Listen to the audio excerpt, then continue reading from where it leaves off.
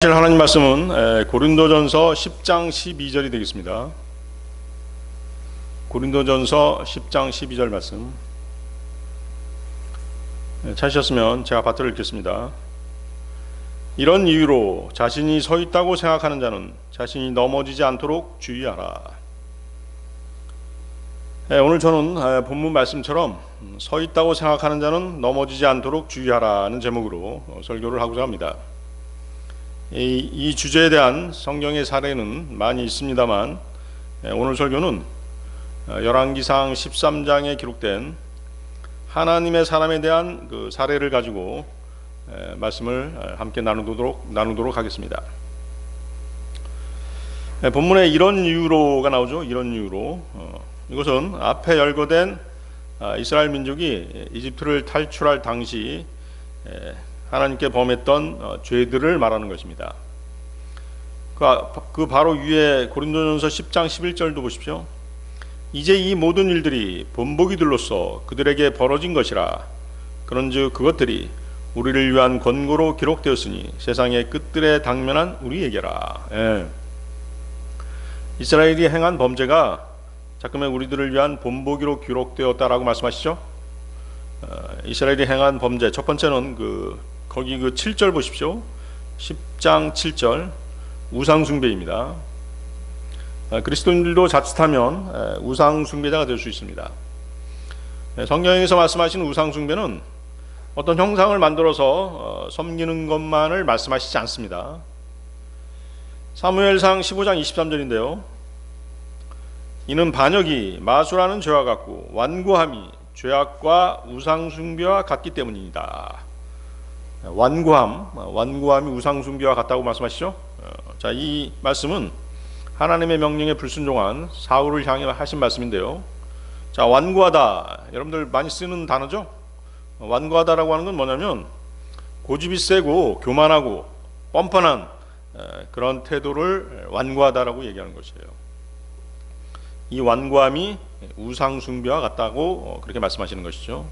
그래서 하나님 앞에서 말씀에 불순종하는 그 고집센, 또 하나님 앞에서 교만한, 또 뻔뻔한, 죄를 지었어도 뻔뻔한 사람들 있잖아요. 잘못했어도 그러한 것들이 뭐예요? 완고함인데 우상숭배라는 것이죠. 또 골로새 3장 5절도 마찬가지죠. 골로새 3장 5절 그러므로 땅 위에 있는 너희의 지체들을 죽이라. 음행, 불결함, 무절제한 애욕, 악한 색정, 그리고 탐심이니 탐심은 우상숭배니라. 탐심은 곧 우상숭배니라. 탐심, 탐욕 같은 말이죠. 무엇을 가지고자 욕심을 부리는 것입니다. 그것은 우상숭배와 같다는 것이죠. 자, 우리는 거듭나서 하나님의 지체가 되었습니다. 그렇다고 해도 죄덩어리인 육신을 참으로 통제하기가 어려울 때가 많습니다. 그렇죠? 사실 모든 죄는 육신을 통해서 이렇게 나오는 것이거든요.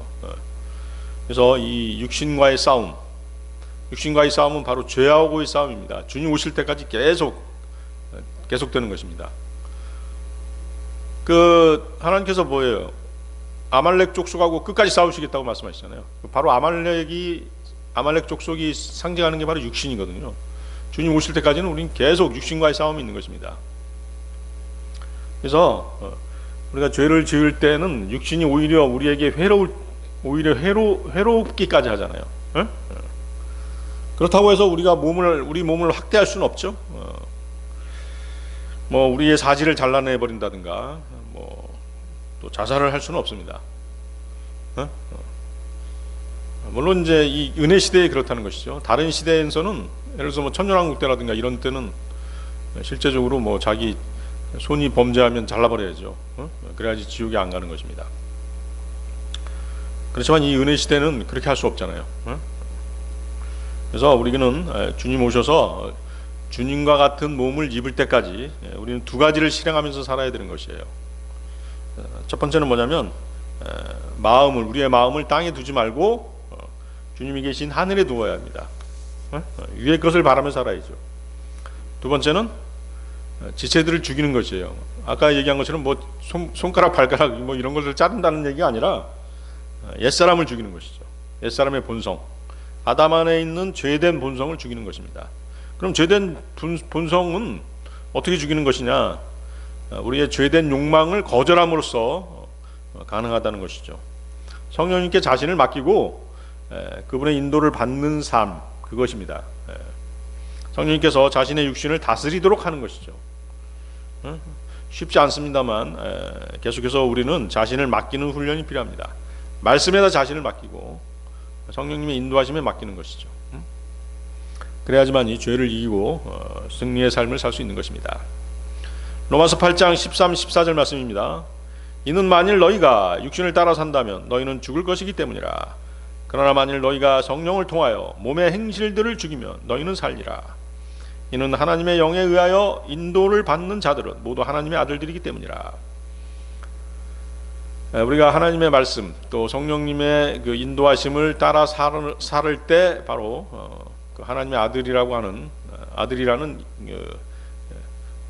그런 그 위치에 대한 그 위치에 맞게 사는 것이죠. 하나님의 아들이라면, 하나님의 자녀들이라면 하나님 말씀에 인도함을 받아야 되는 것입니다. 자, 이스라엘이 행한 두 번째 범죄는 고린도전서 10장 8절에 나와 있죠. 음행입니다. 음행.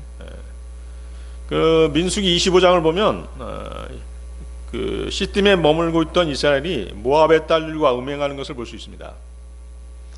그뿐만 아니라 모압 쪽이 그들의 우상들에게 희생제를 드릴 때 거기에 초청받은 이스라엘 백성이 그들의 우상에까지 절을 했던 것입니다. 그러니까 여기서 음행이라고 하는 것은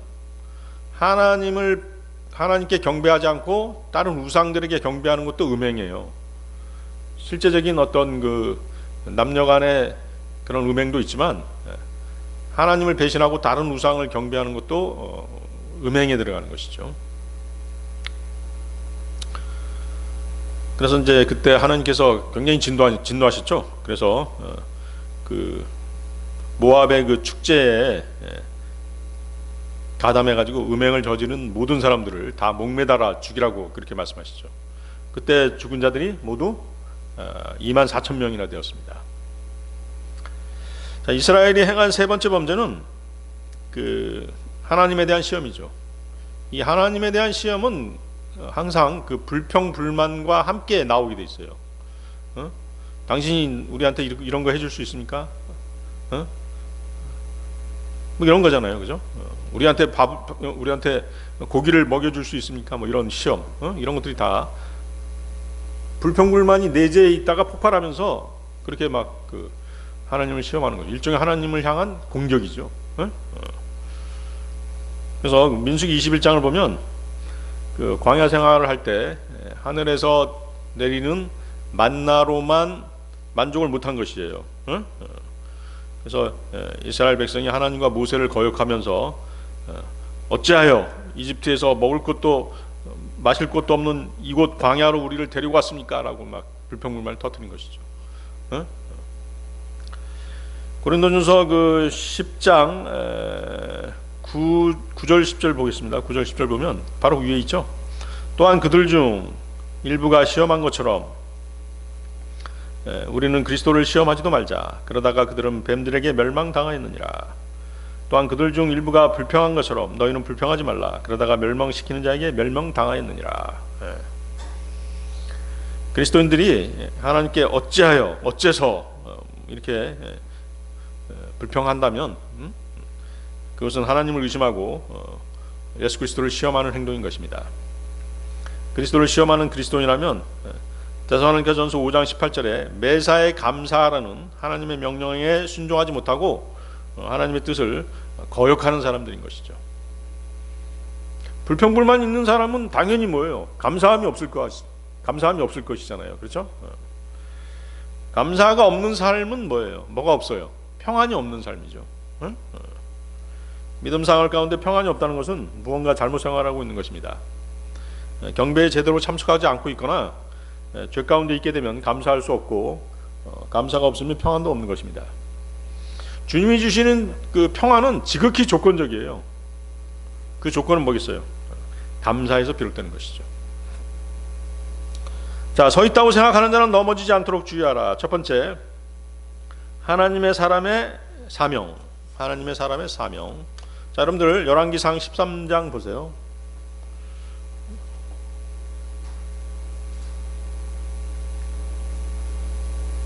자, 좀 길지만 1절부터 10절까지 읽어보도록 하겠습니다. 내용 자체가 아주 재밌어요. 이야기식으로 되어 있잖아요. 열왕기상 13장 1절에 10절. 그런즉 보라, 하나님의 사람 한 명이 주의 말씀에 의하여 유다에서 나와 베델로 왔더라. 그리고 여로보암은 향을 태우려고 제단 곁에 섰더라. 그러자 그가 주의 말씀으로 제단을 대적하여 부르짖어 말하기를, 오 제단아 제단아, 주가 이같이 말하노라. 보라, 다윗의 집에 요시아라 이름하는 한 아이가 태어나리라. 그리하여 너에게 향을 태우는 높은 처소들에 속한 제사장들을 그가 너의 위에다 제물로 바칠 것이요, 사람들의 뼈들이 너의 위에서 태워질 것이라 하였더라. 그런즉 그가 같은 날에 한 표적을 주며 말하기를, 이것이 주가 말한 표적이라. 보라, 제단이 갈라질 것이요, 그것 위에 있는 재들이 밖으로 쏟아지리라 하였더라. 그러자 여로보암 왕이 하나님의 사람이 말한 것, 곧 그가 베델에 있는 제단을 대적하여 부르짖는 것을 들었을 때 이러한 일이 있었으니 그가 제단에서 자기 손을 내밀며 말하기를, 그를 붙잡으라 하였더라. 이에 그가 하나님의 사람을 대적하여 내민 그의 손이 말라버렸으니 그가 그것을 다시금 자신에게로 당겨들이지 못하였더라. 주의 말씀에 의하여 하나님의 사람이 준 표적에 따라 제단 역시 갈라졌고 재들이 제단에서 밖으로 쏟아졌더라. 그러자 왕이 하나님의 사람에게 대답하여 말하기를, 이제 주 너의 하나님의 얼굴에다 간청하고 나를 위하여 기도하여 나의 손이 나에게 다시 회복되게 하라 하였더라. 이에 하나님의 사람이 주께 간청하였더니 왕의 손이 그에게 다시 회복되었고 그것이 전과 같이 되었더라. 이에 왕이 하나님의 사람에게 말하기를, 나와 함께 집에 이르러 내 원기를 회복하라. 그런 다음에는 내가 너에게 보상을 주겠노라 하였더라. 그러자 하나님의 사람이 왕에게 이같이 말하였더라. 설령 당신께서 당신의 집의 절반을 저에게 줄지라도 저는 당신과 함께 들어가지 아니하겠으며 저는 이곳에서 빵을 먹지도 물을 마시지도 아니하겠나이다. 이는 주의 말씀에 의하여 저에게 그것이 그렇게 명하여지며 말하기를, 빵도 먹지 말고 물도 마시지 말며 내가 왔던 같은 길로 다시 돌아가지도 말라 하였기 때문이니이다. 그렇게 하여 그가 또 다른 길로 갔고 자신이 베델로 왔던 길로 되돌아가지 아니하였더라. 네.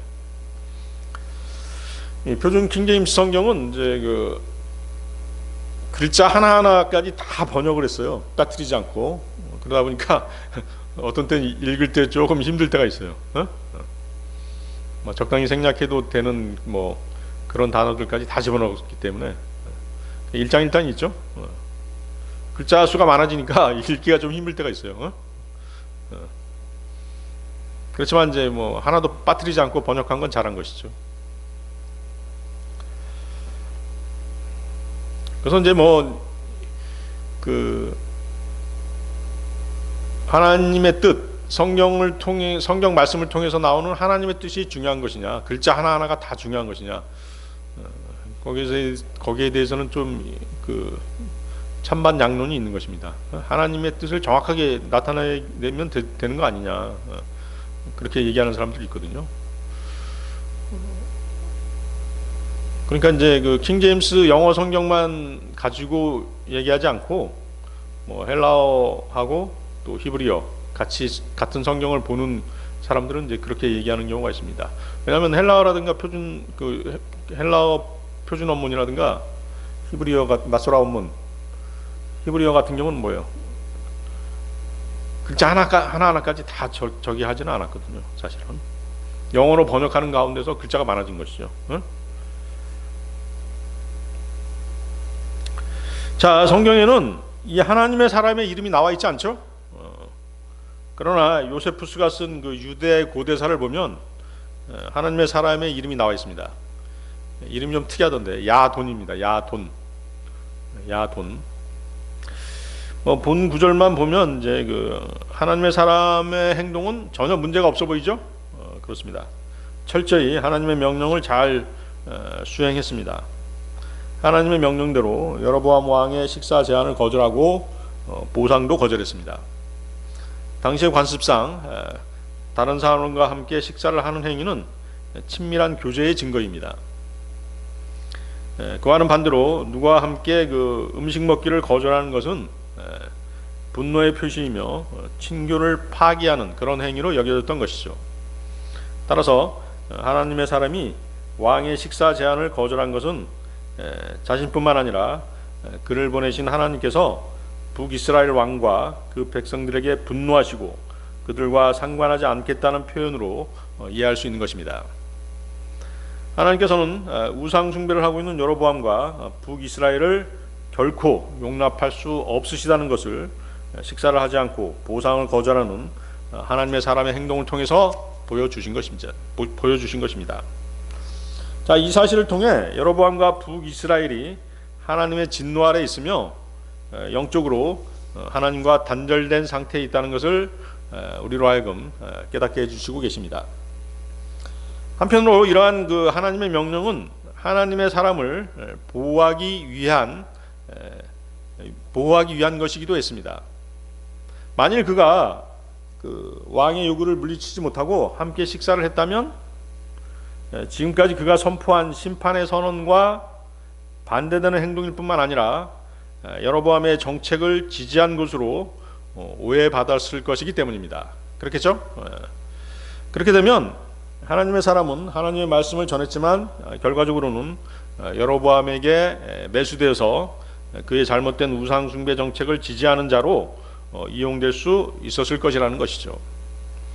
하나님의 사람은 여로보암을 회개케 해야 하는 그러한 사명과는 반대로 오히려 여로보암의 잘못된 행위를 눈감아주게 되는 그런 결과를 초래했을 것입니다. 이는 불의의 싹을 사랑하다 자기 불법으로 인해 책망을 받은 거짓 예언자 발람의 예에서도 알 수 있듯이 결과론적으로 하나님의 사람에게는 멸망을 초래하는 일이 되고 말았을 것입니다. 베드로후서 2장 15, 16절이죠. 그들은 옳은 길을 저버렸고 길을 이탈하였으며 보솔의 아들 발람의 길을 따르고 있는데 그는 불의의 대가를 사랑하였으나 자신의 죄악으로 인하여 꾸짖음을 받았으니 말 못하는 나귀가 사람의 음성으로 그 예언자의 광기를 막았느니라. 자, 하나님께서는 이러한 그 멸망으로부터 하나님의 사람을 보호하기 위해서 여로보암과 어떤 형태의 타협도 하지 않도록 강력하고 단호한 명령을 주신 것입니다. 그래서 하나님의 사람은 이때까지 그 명령을 잘 수행했던 것이죠. 그런데 문제는 다음에 벌어졌던 것이죠. 여러분들 그 열왕기상 13장 11절 보세요.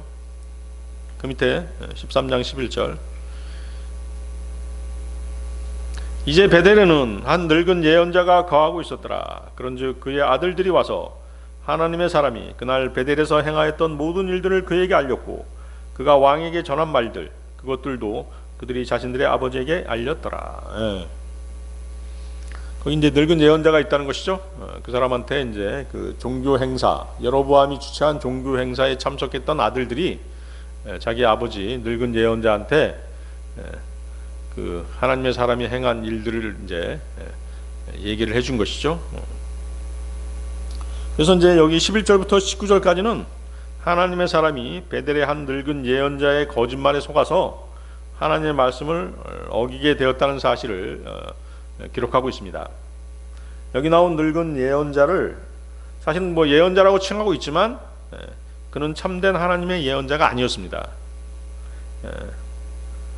그때 당시 이제 그 남쪽 유다, 북쪽 이스라엘로 나누어지다 보니까 성전이 어디에 있어요? 성전이 어디에 있었죠? 남쪽 유다에 있었죠. 그렇죠? 그러다 보니까 성전 일을 하는 레위인들과 또 하나님을 신실하게 섬겼던 사람들은 다 어디로 가버렸어요? 남쪽 유다로 다 이사 가버렸죠. 그래서 북왕국 이스라엘 떠나서 예루살렘 성전 있는 유다로 다 내려가 버린 것이에요. 그럼에도 불구하고 이 늙은 예언자는 우상 숭배의 본거지가 된 베델에 계속 거하고 있었잖아요. 그러니까 신실한 예언자가 아니었던 것이죠. 역대하 11장 16절에 그 얘기가 나오죠. 그런즉 레위인들을 따라 이스라엘의 모든 지파들에서 나와서 이스라엘의 주 하나님을 찾고자 자신들의 마음을 정한 자들이 예루살렘에 왔으니, 그렇죠? 예루살렘에 다 와버린 거예요. 북이스라엘에 살던 사람들 중에 성전이 있는 유다 쪽으로 다 와버린 것이죠. 자신들의 조상들의 주 하나님께 희생 제물을 드리려 함이라. 바로 이제 신실한 사람과 그렇지 못한 사람, 이게 이렇게 해서 나눠져 버린 것이죠. 그래서 이 늙은 예언자는 자신은 비록 여로보암의 거짓 종교 행사에 참여하지는 않았지만 그의 아들들은 그곳에 보내서 행사에 참여시켰던 것이 참석시켰던 것이죠. 그러니까 이거 하나만 보더라도 알 수 있잖아요. 그는 여로보암의 우상 숭배 정책에 동조하면서 또 현실에 타협하면서 불의에 타협하면서 편안히 살고자 했던 현실주의적인 태도를 가진 그런 인물이었던 것입니다. 그는 자신의 자리를 보장받고자 여로보암의 우상 숭배 정책에 반대하지 않았고, 심지어 자신의 목적을 위해 받지도 않은 하나님 말씀을 받은 것처럼 거짓말하는 것도 주저하지 않는, 한마디로 뭐예요? 양심이 없는, 도덕성이 심각하게 파괴된 그런 인물이었던 것입니다. 자, 서 있다고 생각하는 자는 넘어지지 않도록 주의하라. 두 번째, 하나님의 사람의 불순종입니다. 하나님의 사람의 불순종. 자, 그 열왕기상 13장 14절부터 19절까지 또 보세요. 열왕기상 13장 14절부터 19절. 하나님의 사람을 따라가. 그렇죠? 그 늙은 예언자가 아들들의 말을 듣고 이제 어때요? 하나님의 사람을 이제 찾아 나선 거예요. 그러다가 따라잡았죠. 하나님의 사람을 따라가 한 상수리 나무 아래에 앉아 있는 그를 발견하였더라. 그리하여 그가 그에게 말하기를 그대가 유다에서 온 하나님의 사람이냐 하였더라. 그러자 그가 말하기를 제가 그니이다 하였더라. 그때 그가 그에게 말하기를 나와 함께 집으로 와서 빵을 먹으라 하였더라. 그러자 그가 이같이 말하였더라. 저는 당신과 함께 되돌아갈 수 없으며 당신과 함께 들어갈 수도 없나이다. 또한 저는 이곳에서 당신과 함께 빵도 먹지 아니하겠으며 물도 마시지 아니하겠나이다. 이는 주의 말씀에 의하여 이와 같은 말씀이 나에게 주어졌기 때문이니 너는 거기서 빵을 먹지도 말고 물을 마시지도 말며 내가 왔던 길로 가려고 다시 돌이키지도 말라 하는 것이니이다. 그가 그에게 이같이 말하였더라. 나도 그대와 같은 예언자라. 그런즉 어떤 천사가 주의 말씀으로 나에게 일러 말하기를 너와 함께 그를 너의 집으로 데리고 돌아가서 그의 빵을 먹고 물도 마시게 하라 하였노라. 그러나 너는 그에게 거짓말을 한 것이었더라. 그렇게 하여 그가 그와 함께 뒤로 돌아가 그의 집안에서 빵을 먹고 물을 마셨더라. 자, 여러분들이 이제 이 구절, 지금 읽은 구절들을 자세히 보면 늙은 예언자보다는 하나님의 사람의 그 신실치 않음을 드러내고자 하는 그런 문장임을 알 수 있습니다. 그렇죠?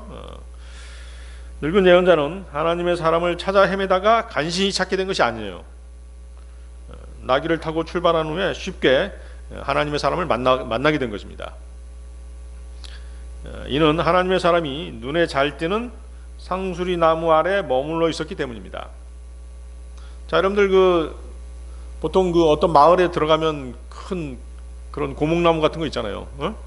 그 밑에 그 그늘 밑에 앉아서 사람들이 쉬기도 하고 거기서 만나기도 하고 거기서 무슨 음식도 먹기도 하고 그런 장소가 있죠. 바로 상수리 나무가 바로 그런 역할을 하는 데죠. 그러니까 사람들에게 잘 알려진 그 만남의 장소, 휴식의 장소를 의미하는 것으로 볼 수 있죠. 그곳에 앉아 있었던 것이에요. 하나님의 사람이. 지금 하나님의 사람은 어떻게 해야 돼요? 거기 앉아 있으면 돼요, 안 돼요? 물론 뭐 잠시 거기 앉아 있을 수도 있는데 빨리 돌아가야 되잖아요. 안 돌아가고 거기 이제 앉아 있었던 거죠. 또 사람 눈에 잘 띄는 곳이잖아요, 여기가. 그렇죠? 그러니까 하나님의 사람이 이 상수리 나무 아래 사람들 눈에 잘 띄는 곳에 있었다라고 하는 것이 바로 그가 죄의 첫걸음을 내딛게 되는 그런 원인이 된 것이죠. 하나님께서는 사명을 마친 후에 저주와 혐오의 장소인 베델에서 속히 떠나 유다로 곧바로 돌아오라고 명령하셨죠. 그렇죠? 이 베델이라고 하는 곳은 그 남유다와 북쪽 이스라엘의 경계에 위치하고 있는 그런 장소예요. 그렇기 때문에 마음만 먹는다면 단숨에 돌아갈 수 있는 길이 있었던 것입니다. 그런데도 불구하고 그는 사람들 눈에 잘 띄는 장소에서 지체함으로써 하나님의 말씀에 대한 순종을 지연시키고 있었던 것입니다. 이런 그의 태도는 은연중에 사람들에게 자신을 노출시켜서 자신의 사명을 과시하고 사람들로부터 인정받고 높임을 받고자 하는 욕구가 있었음을 알 수 있게 하는 것이에요. 아시겠습니까? 하나님의 사람이 그 하나님의 명령을 완전하게 수행하는 것은 어디까지예요? 여로보암에게 말씀을 선포하고 표적을 행한 다음에 바로 돌아가는 것이에요. 거기까지가 사명을 완수하는 것이라고. 그러니까 지체하면 안 되는 것이었죠. 그러나 그는 아직 사명이 끝나지 않았음에도 안일한 자세에 빠져서 사명을 끝까지 충성되게 수행하지 않고 베델 근처 상수리 나무 아래 머물러 있음으로써 유혹의 빌미를 제공하고 만 것이죠. 늙은 예언자는 자신의 제안이 하나님의 명령에 위배되는 것을 잘 알고 있었어요. 그러나 하나님의 사람으로 하여금 하나님의 말씀을 어기도록 유도한 것은 이 늙은 예언자가 하나님을 두려워하지 않는 인물이며 하나님의 사람을 추적해서 만난 의도 역시 선한 것이 아님을 우리로 알게 하는 것입니다. 늙은 예언자는 호기심, 즉 하나님의 사람의 예언을 시험하려는 욕망, 그리고 아마도 같은 예언자로서 질투나 경쟁심 때문에 유다에서 온 하나님의 사람을 만나고 싶어 했을 것이라는 것이죠. 여러분들 우리가 이제 교제하다 보면 그런 사람들이 있어요. 어떤 형제가 영적으로 좀 앞서간다. 그러면 질투하는 사람이 분명히 있는 것이에요. 아시겠어요? 같이 교제하다 보면 그런 사람들이 분명히 있어요. 내가 영적으로 어떤 지식적으로 좀 많이 안다. 그러면 질투하는 형제자매들이 있는 것입니다. 같은 형제자매로서 교제하다가 어떤 형제가 예를 들어서 목회자로 나가겠다. 그러면 잘됐다고 축하하는 가운데서도 어때요? 목회하러 나가는 그 형제를 질투하는 또 사람들이 또 있는 것이에요. 지금 이 늙은 예언자가 지금 이제 그런 상황이 있는 것이죠. 아시겠어요? 그래서 이 늙은 예언자는 베델의 제단에서 하나님의 사람이 엄중한 하나님의 말씀을 가지고 예언을 선포한 것과 또 기적적인 표적을 행한 것, 그렇죠? 기적과 표적은 다른 것이죠. 표적을 행한 것에 대해서 아들들한테 들었단 말이죠. 그래서 그 늙은 예언자는 하나님의 사람이 여로보암 왕을 상대로 하나님으로부터 직접 메시지를 전하고 표적을 행한 것에 대해서 자극을 받은 것이죠. 자극을 받은 것은 분명해요. 자극을 받지 않았으면 하나님의 사람을 쫓아오지 않았을 것이라고. 자극을 받은 것이죠. 같은 예언자로서. 늙은 예언자는 방구석에 틀어박혀서 현실에 안주해 있는 자신의 사명과 권위를 회복하고 싶은 그런 마음도 있었을 것이에요. 나도 저 사람 같이 되고 싶다. 그래서 늙은 예언자는 자신의 예언적 영향력이 상실되었다라고 지금 느끼고 있는 그런 상태에 있는 것이죠. 그는 우상 숭배로 유명한 도시 베델에 살고 있었기 때문에 현실과 타협하고 안락함을 추구하며 자신의 예언적 소명을 잊어가고 있는 그런 때에 이 일이 벌어진 것이에요. 하나님의 사람에 대한 소문을 들은 것이죠. 그래서 하나님의 사람이 표적을 행하고 하나님의 말씀을 전하는 것을 보고 그런 예언자로서의 자신의 정체성을 되찾고 싶은 그런 욕망이 생겼을지도 모른다는 것이죠. 그리고 또 과거에 자신이 그 예언자로서 활동하던 그런 때가 있었을 것이에요. 그때를 회상하면서 하나님의 사람의 그 사역에 대해서 질투하는 감정이 분명히 있었을 것입니다. 그러면서 이제 뭐라고 얘기해요? 자신의 정체를 밝히죠. 거기 보세요.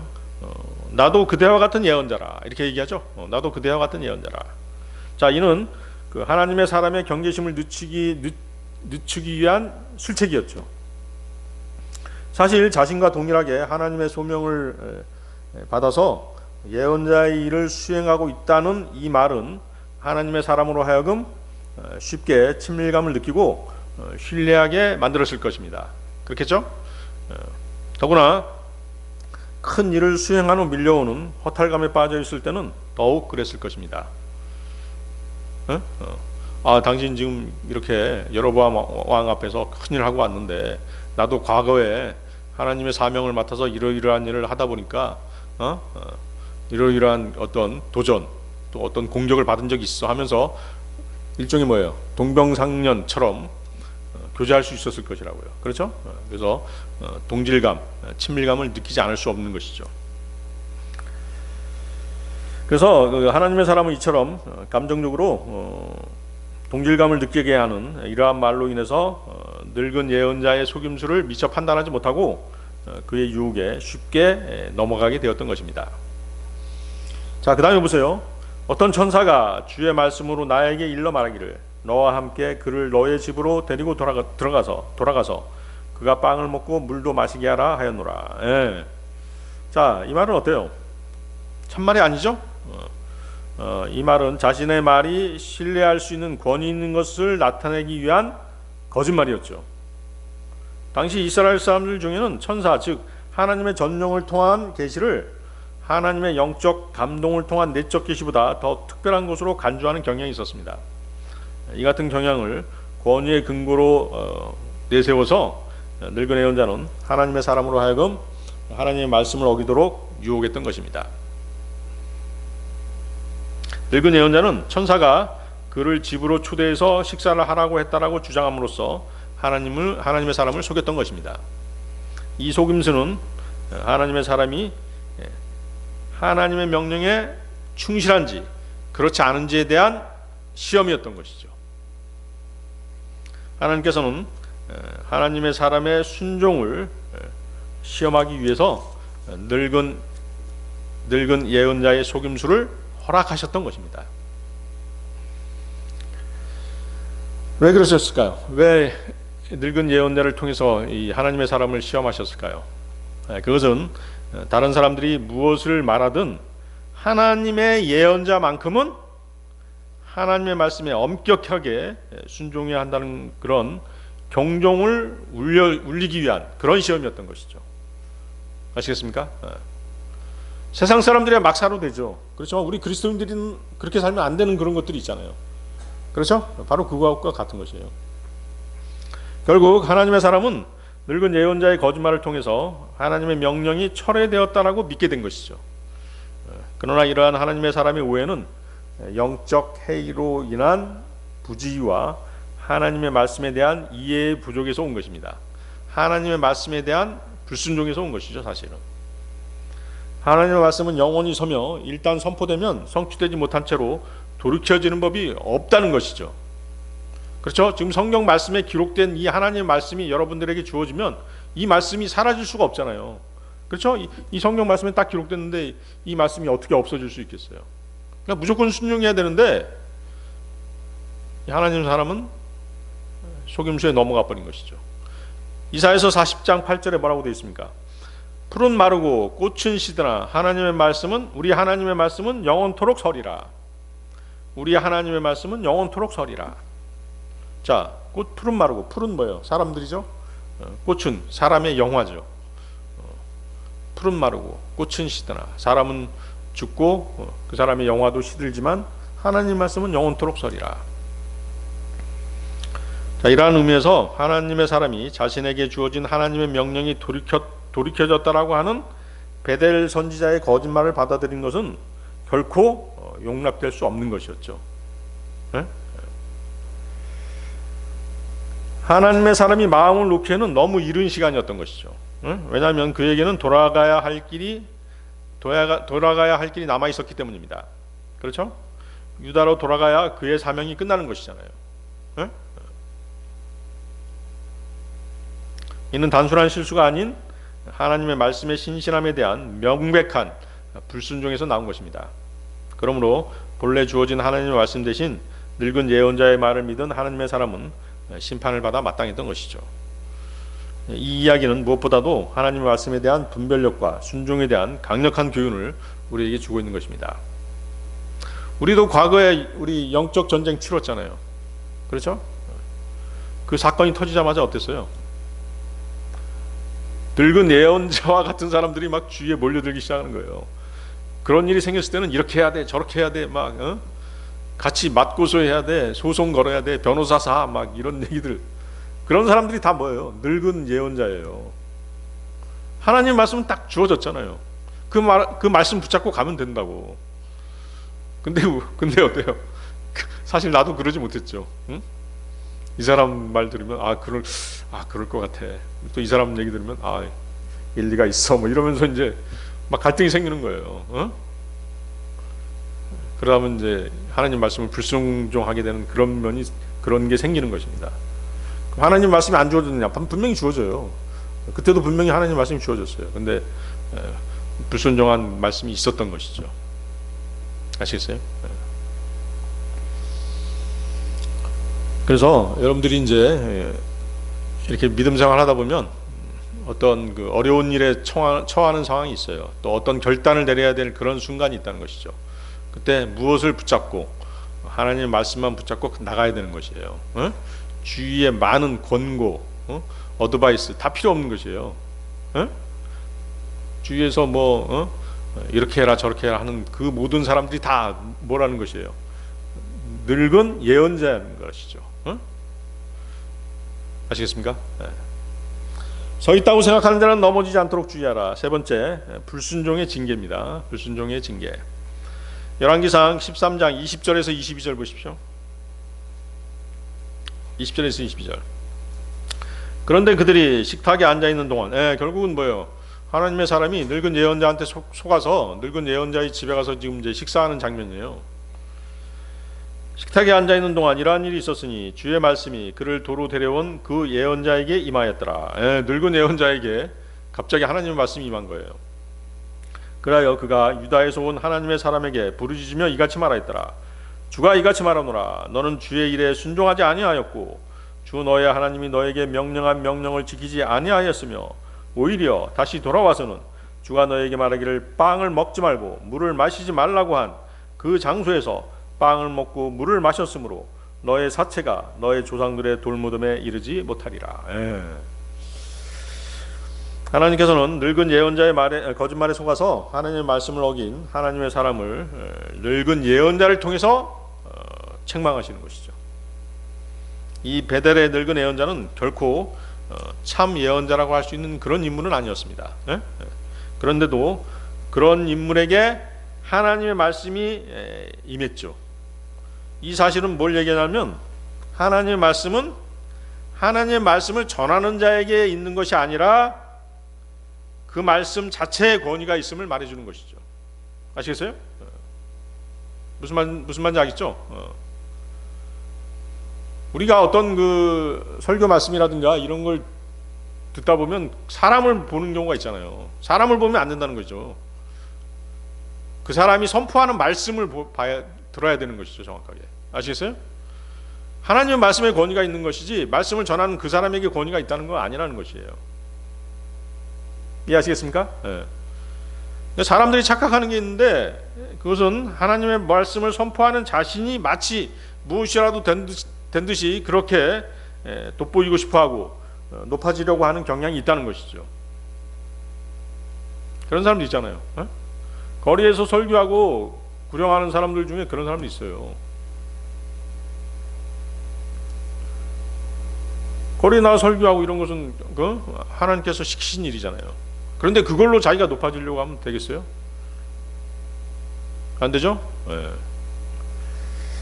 그것은 지극히 육신적인 태도인 것입니다. 영광 받으셔야 할 분은 오직 하나님 한 분뿐이신 것이죠. 하나님께서 그 사람을 들어주셔서 말씀을 선포케 하심으로 해서 하나님께서는 그를 높여주시는 것입니다. 하나님이 높여주시는 게 진짜인 것이에요. 스스로 높아지려고 하는 것은 굉장히 어리석은 행동인 것입니다.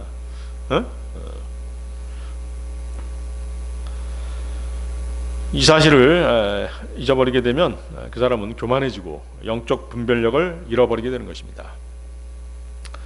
예언자로서의 사명대로 살지 못하는 늙은 예언자에게 하나님의 말씀이 임한 것처럼 하나님 말씀은 어떤 것에도 매이지 않고 자유롭게 역사하시는 것입니다. 아시겠어요? 아까 발람 얘기했잖아요. 나귀를 통해서도 그 하나님께서 그 말을 하게끔 하시잖아요. 하나님의 말씀에 권위가 있는 것이지 나귀에게 권위가 있는 게 아니잖아요. 그렇죠? 나귀가 상징하는 게 뭐예요? 성경에서 나귀가 상징하는 게 뭐죠? 죄인들이죠. 세상 죄인들이 나귀예요. 그러니까 사람은 다 죄인이잖아요. 강단에 서 있는 나부터 시작해서 다 죄인이란 말이에요. 그러니까 허세 부릴 필요가 없고 높아지려고 할 이유가 없는 것이죠. 하나님의 말씀에 권위가 있는 것이죠. 그래서 하나님의 말씀은 자유롭게 그렇게 매이지 않고 자유롭게 역사하시는 것입니다. 디모데후서 2장 9절이죠. 이 복음으로 말미암아 내가 마치 악을 행하는 자처럼 심지어 결박 등을 당하기까지 공경을 당하느니라. 그러나 하나님의 말씀은 매이지 아니하느니라. 하나님의 말씀은 외부적인 그 무엇, 예를 들어서 사람들의 능력에 의해서가 아니라 그 말씀 자체의 권위에 의해서 사람들의 양심을 후벼 파고 사람들의 지각을 깨우고 설득력 있는 말씀으로 역사하시는 것입니다. 자, 늙은 예언자에게 하나님의 말씀이 임해서 하나님의 사람을 향해서 큰 소리로 하나님의 징계를 선포하는 장면을 한번 생각해 보세요. 전에 하나님의 말씀을 외치며 심판을 선언했던 하나님의 사람이 자신을 향해 심판을 선언하시는 하나님의 말씀을 듣게 된 것이죠. 하나님의 일을 하는 사람에게는 너무도 비참한 일이 아닐 수 없는 것입니다. 그렇죠? 하나님의 사람은 하나님의 말씀의 계시를 받아 여로보암에게 그 말씀을 담대히 전함으로써 참으로 위대한 일을 감당하였지만 한순간의 방심으로 인해서 하나님의 말씀을 어기게 되었잖아요. 이처럼 어기게 되고 또 하나님의 책망을 받고 또 하나님의 심판의 말씀을 듣게 되는 비참한 처지가 되어버린 것이죠. 이와 같이 아무리 위대하고 훌륭한 일을 했다고 하더라도 인간은 항상 실족할 위험에 노출되어 있는 것입니다. 왜? 육신이 약하기 때문에 그런 것이죠. 모든 죄는 육신을 통해서 나오기 때문에 그런 것이에요. 그래서 항상 경계하고 근신하는 자세가 필요한 것입니다. 누가복음 21장 36절 말씀입니다. 그러므로 너희는 깨어있고 항상 기도하라. 이는 너희로 하여금 일어나게 될 이 모든 일들에서 벗어나기에 합당한 자로 여겨지게 하려 함이요 인자 앞에 서기에 합당한 자로 여겨지게 하려 함이라. 그래서 항상 깨어 기도해야 되는 것이죠. 어떤 순간에도 항상 깨어 기도해야 되는 것입니다. 거기 21절 다시 보십시오. 열왕기상 13장 21절. 주 너의 하나님이 너에게 명령한 명령을 지키지 아니하였으며에 대한 구체적인 내용은 명령을 지키지 아니하였으며 이것은 뭐냐면 내가 명한 명령에 반항하였다 이런 의미가 들어있는 것이에요. 하나님의 말씀에 불순종한다는 것은 하나님의 명령에 반항했다는 것이죠. 반항, 반역. 좀 더 세게 얘기하면 뭐예요? 반역과 같은 것이죠. 하나님께서 명령하신 명령을 지키지 않는 것은 하나님을 배반하는 행위요 반역하는 행위로 그렇게 규정되어 있음을 알 수 있는 것입니다. 그리스도인들이 하나님의 말씀에 대해서 특별히 주의를 기울여야 하는 이유가 하나님의 말씀을 무시하는 것은 결국 하나님께 대해 반역하는 것이 되기 때문입니다. 사울 왕이 그랬잖아요. 아말렉 족속을 어때요? 진멸하라고 그렇게 명령하셨는데 불순종했죠? 그것이 바로 뭐예요? 반역하는 죄가 된 것이죠. 그래서 왕위를 결국은 내놓게 됐잖아요. 자, 거기 이제 그 열왕기상 13장 23절 24절 또 보시겠습니다. 열왕기상 13장 23절 24절. 그러고 나서 그가 빵을 먹고 그가 물을 마신 뒤에 이러한 일이 있었으니 그가 그를 위하여 즉 자신이 도로 데려온 그 예언자를 위하여 나귀 위에 안장을 얹었더라. 그리하여 그가 갔을 때 사자 한 마리가 길에서 그를 맞이하였고 그를 잡아 죽였더라. 그런즉 그의 사체가 길 가운데 던져졌고 나귀가 그것 옆에 섰으니 그 사자 또한 사체 옆에 섰더라. 그 늙은 예언자로부터 하나님의 심판에 대한 말씀을 듣고 나서 어때요? 이제 하나님의 사람이 유다로 돌아가려고 나귀를 얻어 타고 이제 돌아가는 장면이잖아요. 돌아가는 장면인데 뭐가 나타났어요? 사자가 나타난 것이죠. 사자가 나타나서 하나님의 사람을 덮쳐서 물어 죽인 것이죠. 그래서 이 본문을 보면 하나님의 사람이 먹이를 찾아 나선 사자에게 우연히 눈에 뜬 것이 아니라 사자가 하나님의 사람을 의도적으로 찾아서 발견했다는 것을 암시하고 있잖아요. 물론 여기서 사자가 상징하는 것은 무엇입니까? 울부짖는 사자, 곧 사탄이죠.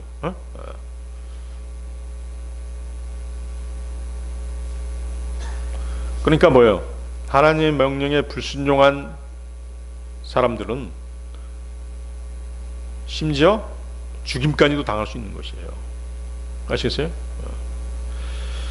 베드로전서 5장 8절입니다. 정신을 차리고 깨어 있으라. 이는 너희의 대적 마귀가 울부짖는 사자처럼 자신이 삼킬 수 있는 자를 찾아 두루 다니기 때문이라. 네. 그러니까 14절에서 그 하나님의 사람을 뒤쫓아서 찾은 예언자의 행동처럼 본절의 사자 역시 그와 마찬가지로 하나님의 사람을 쫓아가 덮친 것이죠. 하나님의 사람이 늙은 예언자에게 발견된 것은 그가 가야 할 길을 지체하고 상수리 나무 아래 머물러 있었기 때문이었죠. 본문에서 사자가 그 하나님의 사람을 만나 공격했던 것은 그가 하나님의 명령을 어기고 늙은 예언자의 속임수에 넘어가서 하나님의 금하신 일을 행했기 때문이죠. 사자는 배가 고프지 않으면 사냥을 안 해요. 여러분들 동물의 왕국 보셨죠? 배가 부르면 뭐 하고 있어요? 낮잠 자고 있죠. 항상.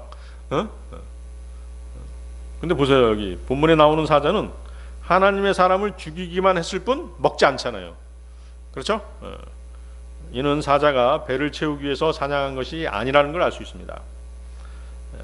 이처럼 배가 고프지도 않았음에도 불구하고 사자가 하나님의 사람을 공격한 것은 자연적인 현상이 아니라 하나님께로부터 나온 징벌이었음이 분명했던 것이죠. 또한 거기 보세요. 본능적으로 사자를 두려워하는 나귀가 사자로부터 도망가지 않고 그대로 그 옆에 서 있었던 사실 역시 하나님의 섭리가 아니면 설명될 수 없는 기이한 일이었죠. 그죠? 나귀가 사자 보면 도망가야 되잖아요. 도망가지 못하고 옆에 또 서 있잖아요. 그러니까 이 상황을 연출하신 분은 누구시다? 하나님이시다는 것이죠.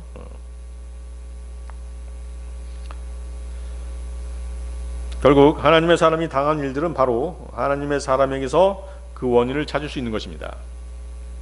우리를 무너뜨리려는 사탄이 그 기회라고 생각하는 시기는 바로 우리가 경계하지 않고 방심하고 또 불순종할 때, 그때 사탄이 공격하는 것입니다.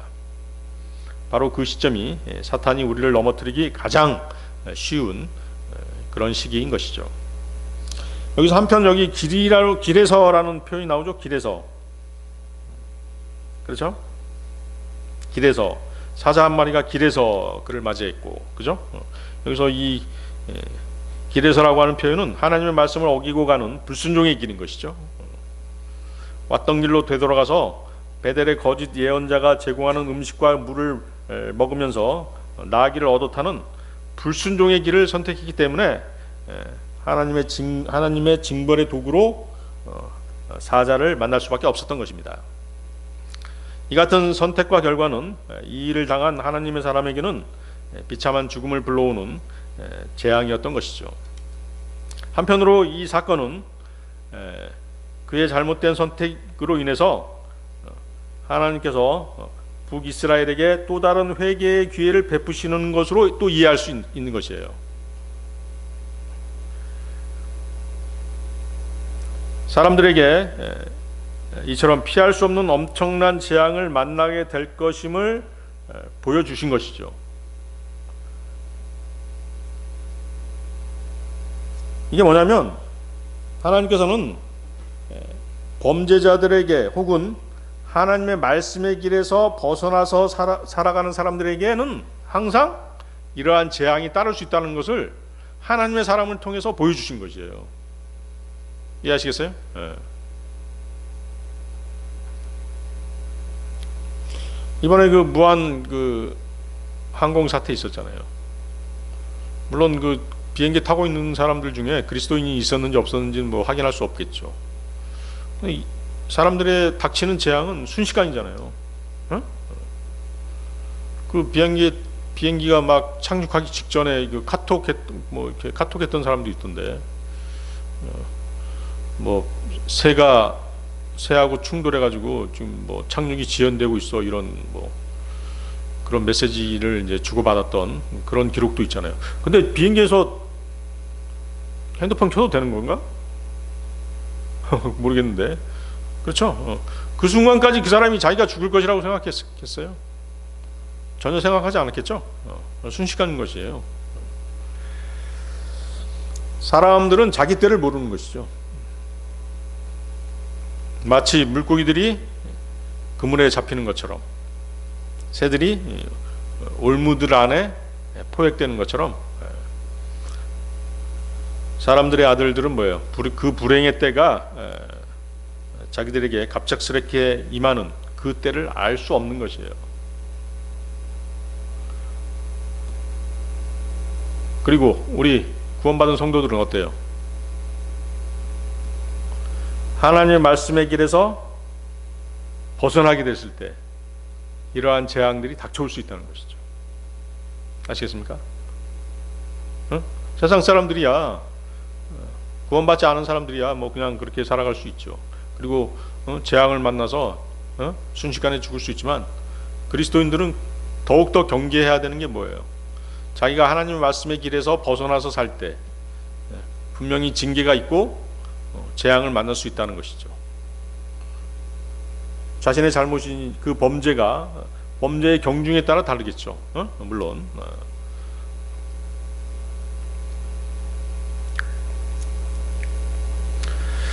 그래서 이 하나님의 사람이 이제 그 죽었다는 소문이 어떻겠어요? 북이스라엘에 퍼졌겠죠? 퍼졌을 것이라고. 그렇게 됨으로써 어떻게 돼요?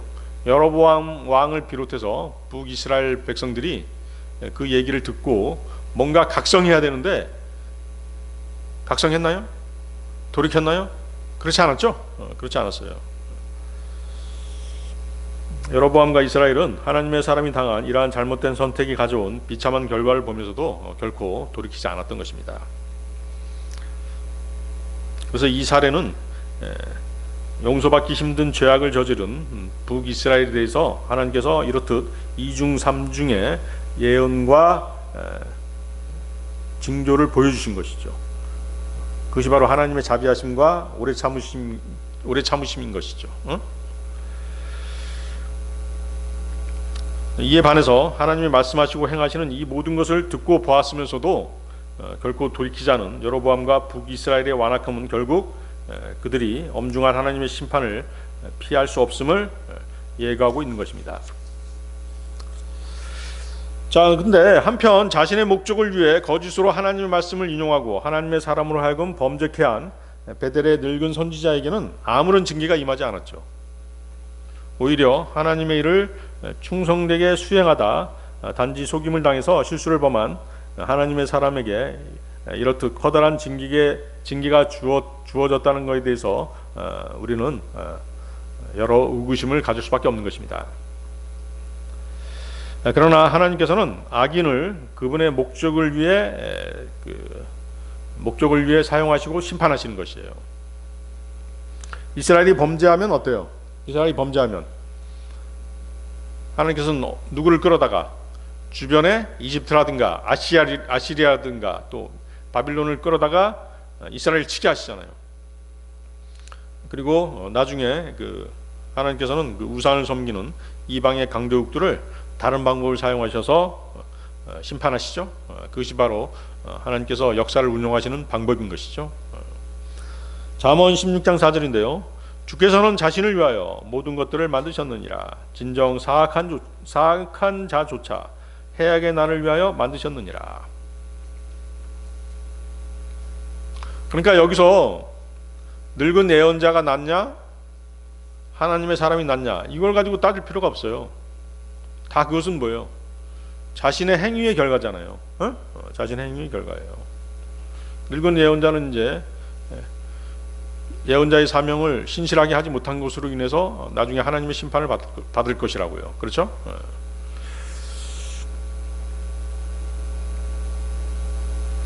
자, 근데 이제 우리가 이 말씀을 보고 이해함에 있어서 지나치지 말아야 할 것이 하나 있죠. 그것은 본 사건이 보편적이고 일반적인 시점에서 이루어진 일이 아니라 하나님의 백성 북이스라엘이 우상을 섬기는 비정상적인 시점에 이루어진 사건이라는 점이죠. 즉 하나님께서 그분의 계명을 지키지 않고 악을 행하는 자들에게 예언의 말씀이 반드시 이루어질 것을 보여주시기 위한 징표로서 사용하신 특별한 사건이었던 것이죠. 이해하시겠습니까? 아까 2중 3중으로 하나님께서 경고하시고 또 징조를 보여주시고 표적을 보여주시잖아요. 바로 그 중에 하나였던 것이죠.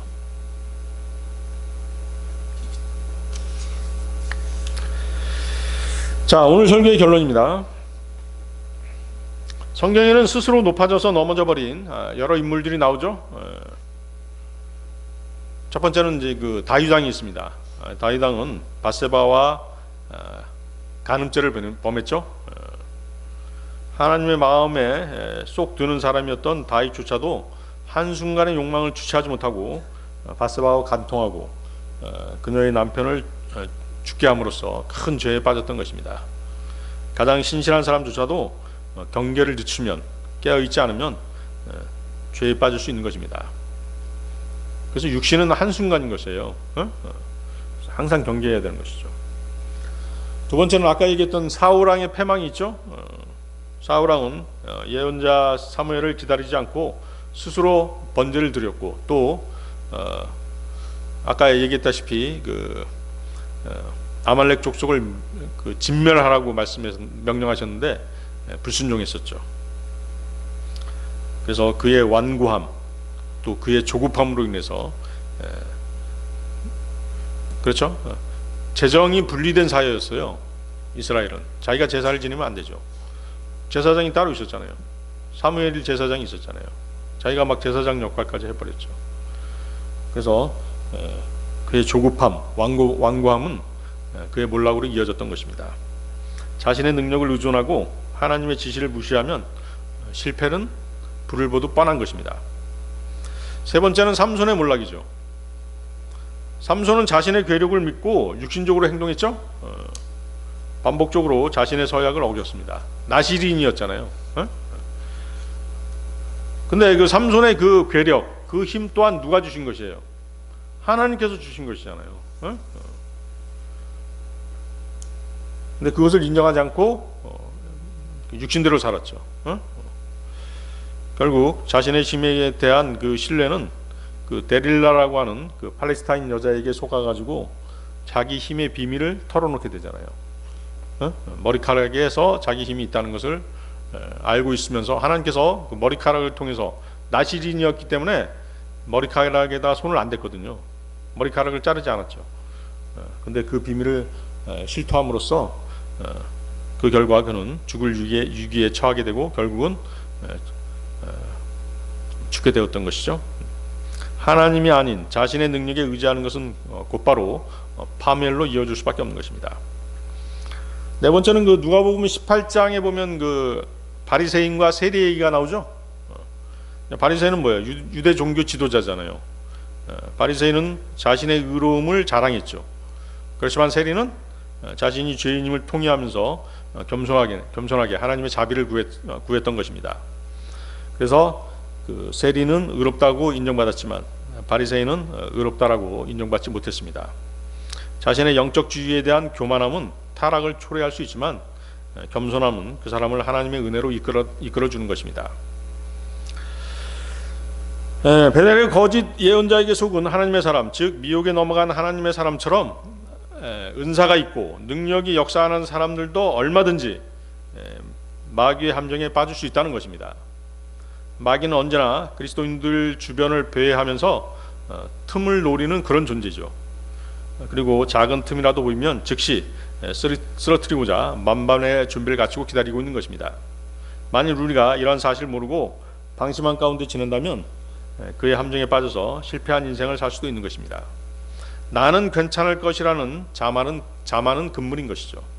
손줄로 생각할 때가 실은 가장 위험한 때인 것입니다. 네, 다 같이 기도하시겠습니다.